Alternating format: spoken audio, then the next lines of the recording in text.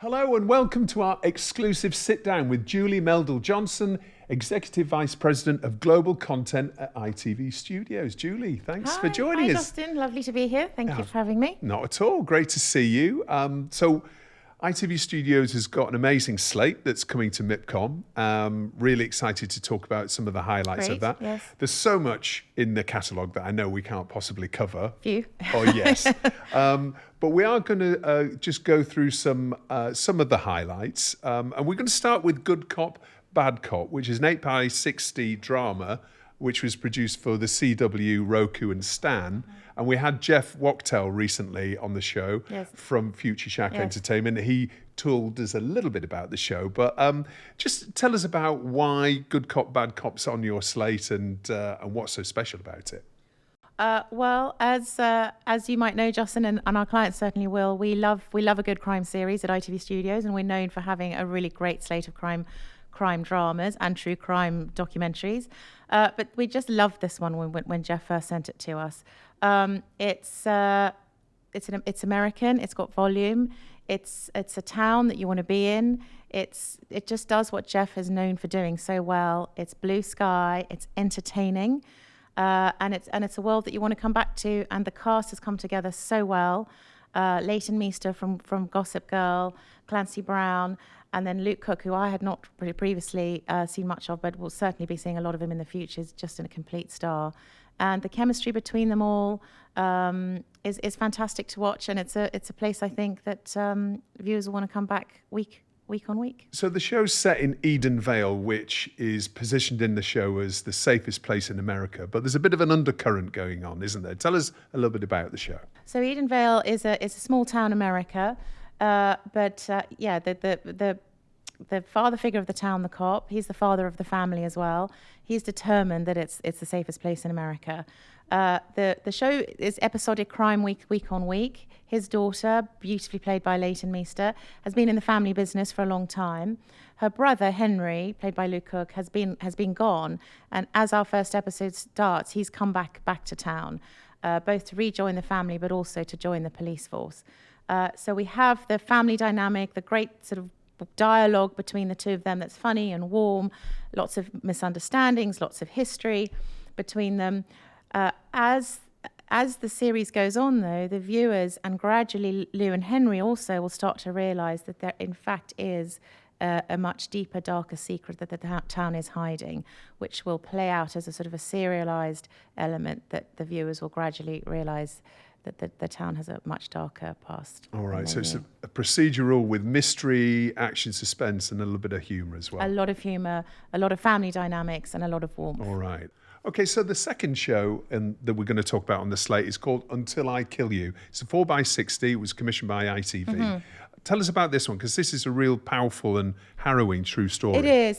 This is the story of Delia Barmer. She was a woman who survived an astonishingly abusive relationship, and it's a testimony to her courage and resilience over a very long period of time. She was a nurse. She met this a charming, quite artistic man who swept her off her feet until she realised that in the course of their relationship, he had a much darker, more possessive and ultimately very dangerous side. It started a long abusive relationship that ended very violently. But when she went to the police, she wasn't believed. Eventually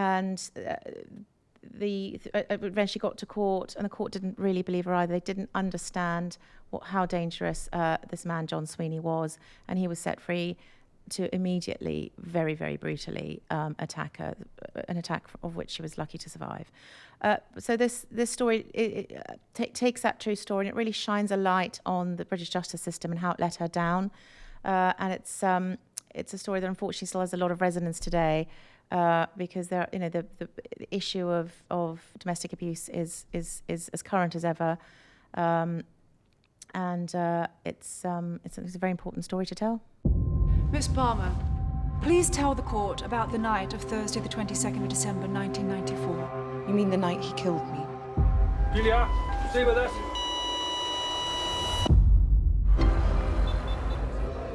I'm John. Delia. I love travelling. You been to Amsterdam? That's the last place I was in. Come and dance with me, John. Fucking sit down. You scared of him?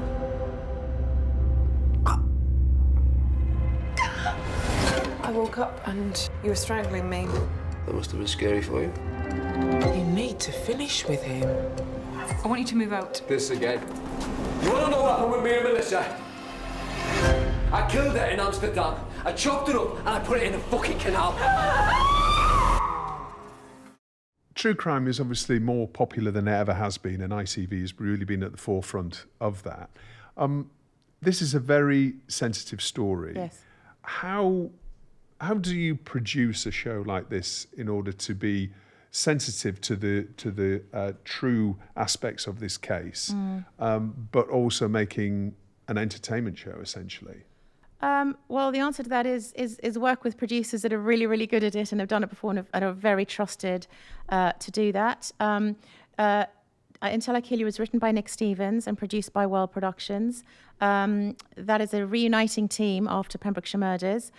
So we had every confidence, quite rightly so, that that as a team could produce a show that takes this very, very sensitive story of a real life trauma, treats it with the respect that it deserves, and they had broad enough shoulders to shoulder the responsibility of telling an important story like this. The themes of it, the high stakes, the danger, are naturally absorbing to an audience, but as a public service broadcaster, we do have a responsibility to ensure that the story is told with respect. It is based actually on Delia's autobiography, and she was involved in creating the show as well. True crime seems to be ever popular, and perhaps more popular than ever. Again, can you just tell us a little bit about how you tell these kind of true stories so sensitively? What's the key to doing that? Well, I think it's key to balance the sensationalistic and the the salacious with the fact that this is really someone's true story, someone who's been through awful trauma. The dynamic, I think viewers are instantly gripped by danger, and when the stakes are genuinely so high. But when it is such a traumatic true story, really for us, the fact that trusted producers are making it is the key, that have got that track record, because the producers and obviously ITV as a broadcaster is this is very important to them too. The story has to be approached with sensitivity, with respect, because they're very real issues on the table, and it's a responsibility to tell her story that will speak to so many women out there. Okay, and next up we have Parents' Evening, which is the 3x60 again premiering on ITV. Tell us about that one. So this is part of our formats, of one of the new formats we're bringing to MIPCOM, which we're very, very excited about. Parents' Evening is funny, it's warm, it's uplifting, it's quite a unique idea, really. It's Romesh, it's hosted by Romesh, the ITV version, with his mother. And the show sees three different couples that are a parent-child combination. In the ITV version, it's a celebrity and either their parent or child, but it can be members of the public as well. And really, it's a lovely play-along dynamic with a jackpot finale, which can sound quite familiar. But watching the dynamic between the couples, the embarrassment, the humour, the parents being in control of the questions, but the kids having to answer. It's a really lovely way to spend an hour of your time. And I think with so much out there going on in the world, a show that has got this much heart and humour is something to look forward to. And it's interesting having a format that's bringing you together with your parents, right? And it's real family viewing and encouraging people to sit and watch together. It really lends itself to co-viewing. We think this format, and because different generations can each get something out of it, and it's really universal as well. I mean that family dynamic, parent-child dynamic is something that is truly universal. So we think it's going to be eye-catching as well. So that was a 3 hours commission from ITV, yes. But it's also available as a format and yes. also as a finished programme around the world. Yes, correct, yeah. Okay, next up, we've got a show called A Party to Die For, which looks amazing fun, 6x60, and it's a murder mystery party. Tell us about that. It is. So this comes from ITV Studio Netherlands and Talpa. It's a co-developed format. that launched on SBS as a pilot earlier in the year. It was hugely successful. And they've ordered a series which has finished airing and got really terrific ratings. It was very, very popular. So we're very excited about it. It's essentially a murder mystery party that we've all played along before. It's played by celebrities. It allows the viewers to play along as the celebrities try and figure out who the murderer amongst them is. And it's quite gripping. The audiences in the Netherlands really loved it. We're having lots of interesting conversations with commissioners around the world, so definitely one to watch. Yeah, well, I can't believe nobody's done this before. This is such a brilliant idea. There's something very familiar about the murder mystery, but it's a truly everlasting love that audiences have for the murder mystery genre. It's fun. I don't think we'll ever have too much whodunit. Let's take a look at a clip. A group of celebrities have been invited to a party. They are welcomed by the host. They have no clue why they are there. But they will find out soon enough. The party has just started. However, one seat is empty. Suddenly, a blood-curdling scream is heard. One of them has been murdered. The murderer is also a celebrity, but not one of the group.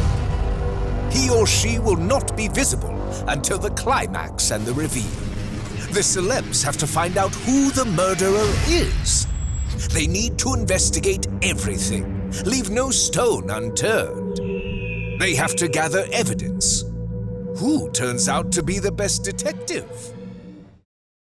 Okay, so the next show on the slate is called Double the Money, which is commissioned by Channel 4. It was out earlier on this year in the UK. Tell us about that one.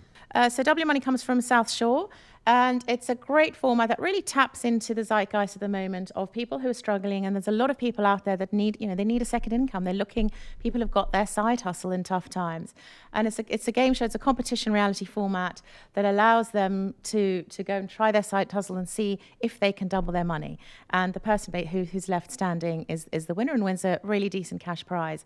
It launched really, really well as a format earlier in the year, and Denmark, in fact, picked it up and has ordered it, and it's coming out soon in Denmark already, and again, other conversations happening, so we think it's a format to watch. The next show on your slate is one that we've already spoken to the guys from Plimsoll about, which is elsewhere on our live stream, which is Shark Celebrity Infested Waters, which is a commission by ITV, which is not produced yet, shooting in Bimini. Yes, it will shoot in a few months' time, In a few months' time.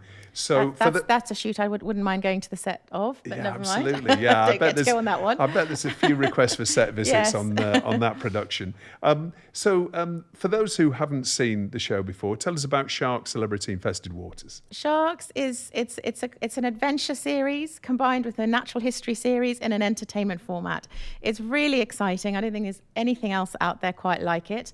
Bimini, I haven't seen it, but I've seen pictures. Justin, I think you've actually had the fortune to be there. Is the most beautiful place in the Bahamas, and is known for its shark-infested waters, quite literally. But the series is really about tapping into your fears, overcoming your fears, as well as giving a very strong message to audiences that sharks are under threat. Sharks are scary to a lot of us, myself included, but an ocean without sharks is actually a more scary prospect. So it's a conservation mission in there as well, but it's really entertaining, and celebrities will be put through various challenges as they finally build up to the big confrontation with. And it's next year is the 50th anniversary, if you can believe it. I mean, how old does that make you feel, of Jaws? And obviously Jaws made a myth out of the shark. And I'm speaking for myself, but I think a lot of other people too, was utterly terrifying and has very much created my understanding and view of sharks. If I see a fin in the water, there's a primal fear there, isn't there? So I think this series will do very, really well.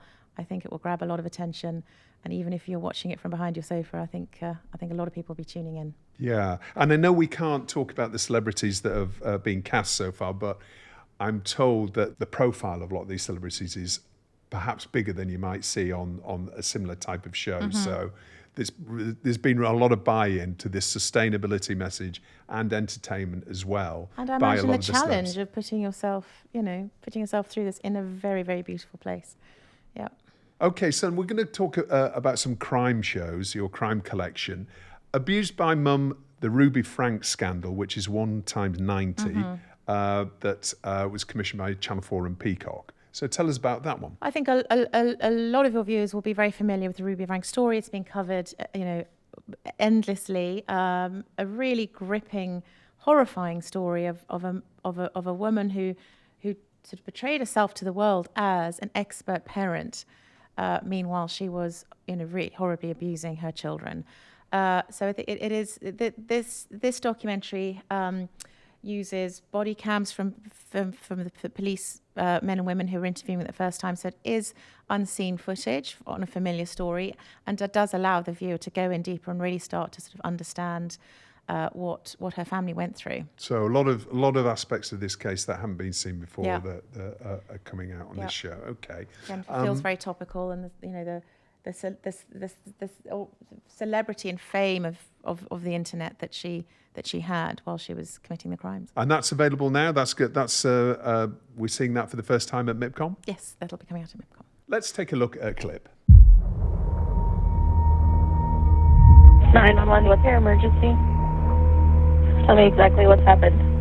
I just had a 12-year-old boy show up here at my front door asking for help. He's emaciated, he's got tape around his legs, he's hungry, and he's thirsty. He rang my doorbell and asked me to call the police. This kid has obviously he's been detained, he's covered in wounds. What's your mom's name? Ruby Frankie is his mom's name. Okay, so the next show on your slate is called Secrets of the Spy Whale, which is an intriguing title.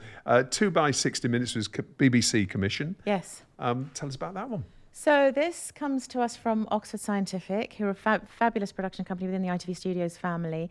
And when we first had this pitched to us, we couldn't quite believe it. It's a story you would think we'd be all very familiar with, and it's a look at the use of animals in warfare and espionage. It's not new. That's not a new concept. Obviously, animals have been used for centuries. This takes a look at the modern use, in particular around the Arctic. We've got this wonderful character at the centre of it. He's called Vladimir, and he is a whale. And the Oxford Scientific are, as well as very good documentary and entertainment producers, have got a very strong natural history track record. So it's really merging the natural history techniques with documentary making for a fascinating look at the use of animals in espionage and warfare. It's something really quite different that it's a story we really haven't seen before. I'm really much looking forward to it. The BBC are very excited about it. It was originally commissioned as a one-parter, and there's just so much story there. It's now a two-parter for us. So that's a whistle-stop tour through the catalogue that's going to be revealed at MIPCOM. And I would ask anyone who's watching to go and check out the catalogue at itvstudios.com, because there's lots more where that came from. All right. Bit of a plug. Yes, absolutely. Now, what about what else is coming next for ITV Studios? Because it's obviously a premium slate that you have. But can you give us a sense of what's coming down the track even further away? There's a lot of very exciting things, both on the drama slate as well as the format and non-scripted slate. There's a couple of things that just, as you asked me that question today, we've just had a cut-in of a show that is in our catalogue. We are launching at MIPCOM. It's being commissioned by Joe Clinton Davis at ITV from Grain Media, who, if you don't know them, are an Oscar award-winning film production company. It's called I Cut Off His Penis, which is a title that is sure to get attention. It certainly is, yeah. It is, as you might guess from the title, it does cover the Lorena Bobbitt story, but also the story of many other women, because I don't know if you know this, but the act of cutting off a penicide, if you want to call it that way, is a global phenomenon and has been on the increase. It's an astonishing 2-hour documentary I have just seen. I blubbed my eyes out. I cried buckets of tears. It's an incredible look at something that's very traumatic and has completely changed my perception personally of something that always produces a few sniggers and a few laughs. And in fact, she says in it, people have laughed at my trauma all my life. And this really rips the veil off that and is something I would definitely recommend people watch. Sticking with crime, there's also a couple of new crime dramas coming, both for ITV, but feel very different to potentially the typical ITV drama that people have seen to date. One is called Code of Silence. It's from Mammoth Screen, and it is the first show that I've had on my slate, and I think that will have been on ITV, with a drama where the protagonist is deaf. The lead will be played by Rose Ayling-Ellis of EastEnders and Strictly fame, and she plays a deaf woman who is struggling to make ends meet. She's got 2 jobs, one in a bar, one in a canteen. As it happens, the one in the canteen is a police canteen, and they see on her CV she can lip read. They haul her in to help them on a sort of last-minute emergency.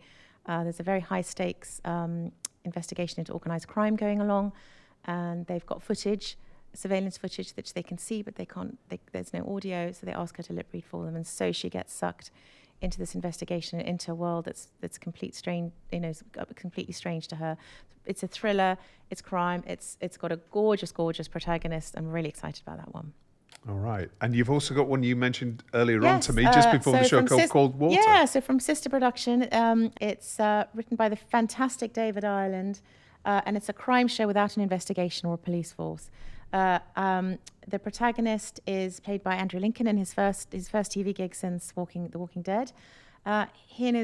He's taken his wife and him have taken their family up to Scotland, but he's essentially running away. They move into a house, the next door house. The local vicar lives, played by the fantastic Eve Miles, and we, ahead of him, find out that her husband, his neighbour, is in fact a serial killer. And John will be sucked into his world. It's very atmospheric, it's unique, and we're very excited to see more. Yeah, well, lots of exciting shows being debuted here at MIPCOM 2024, but also a few further down the line as well. Julia Meldel-Johnsen, thank you so much for joining us. And back to Cam.